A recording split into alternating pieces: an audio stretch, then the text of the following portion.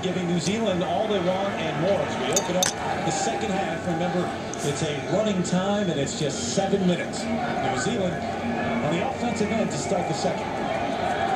Even though they have the possession, Terry, they're still well behind their 22-meter line, so working their way out very effectively. So close quarter drill to get the ball to the 22, and it goes loose.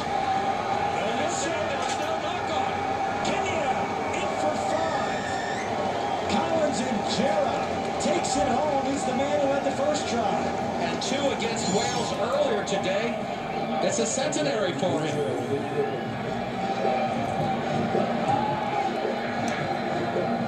Just a little mishandle at the back of the New Zealand play, and Injera picks it up on the spot, and he goes for the try. 100 now in his career. Injera, Kayangi, his brother, 2 of the stars for Kenya, and we are tied up at 10 and a chance for Kenya to take the lead.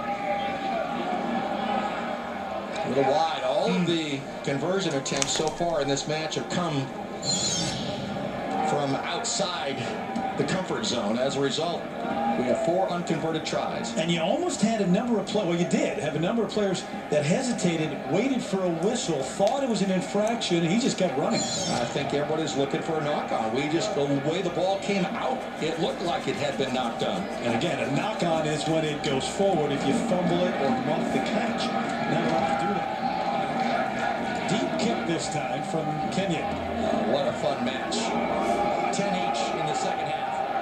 Same strategy by Kenya. Make the New Zealanders work to get it out of their own end. Swarming defense. Hama taken down. Swiftly, Toby Arnold starting the attack on the other side. There's a seam, and now it's the sweeper back to cause the pass. And the Kiwis are across midfield, just like that. Mickelson lost it.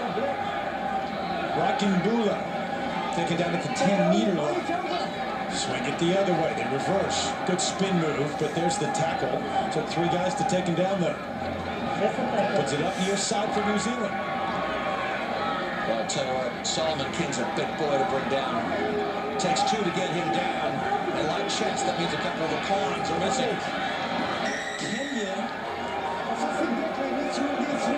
They didn't release the tape of player, so it's a kick against Kenya. They're going to strike before they even know it. Solomon King out of his hands as he fights to get there. Is it in touch? That would go into touch. It depends on if it went through the try zone or not, and it went into the try zone. And that would mean a 22-meter drop to the Kenyans. And like I said, if that is the case, then we'll see about that. Now they're going to take a look at one of the assistant referees who run the touch if there's been some sort of... There's been a determination there was some sort of nasty play there. I didn't see that from that shot. But misconduct has caused the Kenyans to get a yellow card. That's Gibson Murakatuya.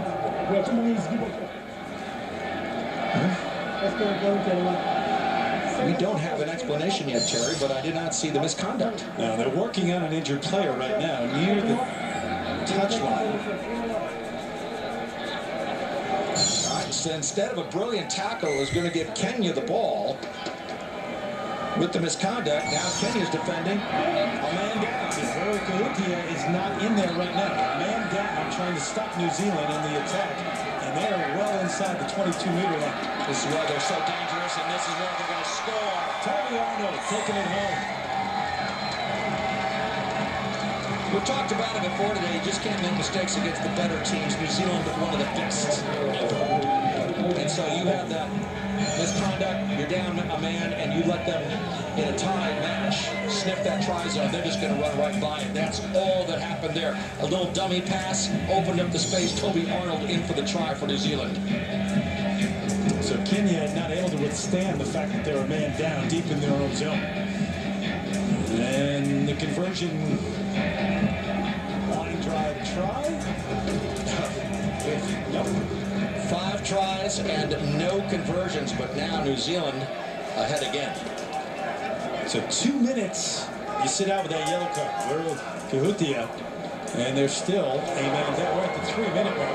2 of 7. That's a large percentage. That is absolutely correct, and that's one of the reasons you don't want to get the yellow card. Forget about your temperament. Forget about whatever it is you wanted to get out of your system. Your team's down a man now.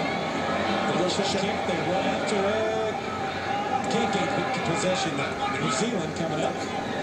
And now New Zealand can throw a knockout punch if they were to score right now. There's the infinite. Good getting it out to Tim Nicholson. A foot race down the far touchline for the try. Yeah, you said it exactly correct, Terry. Don't give up the possession. They did, and New Zealand made them pay for it. Nicholson, the 24-year-old. One thing on his mind once he got the ball. He knew he had the open space. There's a guy putting me up the speed, and he did. And Nicholson at 6'3", 220 with a full head of steam. Who's going to bring him down? I don't think guys with a helmet could even put him down. Galloping like that.